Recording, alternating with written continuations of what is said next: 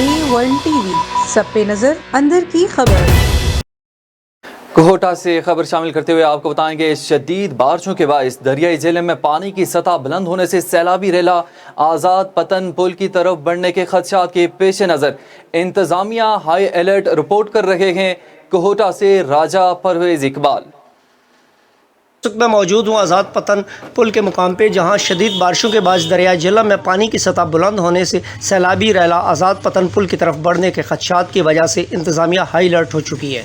Crore dam में पहले ही पानी की सतह बुलंद है। मज़ीद पानी भर जाने से दोनों अतराफ़ को ख़तरा लाहक हो सकता है। हिफाजती इक़दाम के पेश नज़र आज़ाद पतन से दोनों अतराफ़ की ट्रैफ़िक को मुकम्मल तौर पर रोक दिया गया है, जबकि कोहटा से आज़ाद पतन की तरफ आने वाली ट्रैफ़िक को सून के मुकाम पर रोक दिया गया है।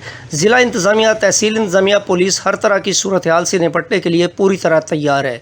इंतज़ामिया ने भी इन अवाम-उन्नास से अपील की है कि इस तरफ जाने से गुरेज करें।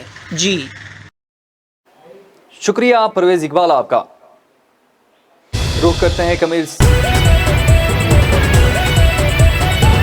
A1 TV सब पे नजर अंदर की खबर।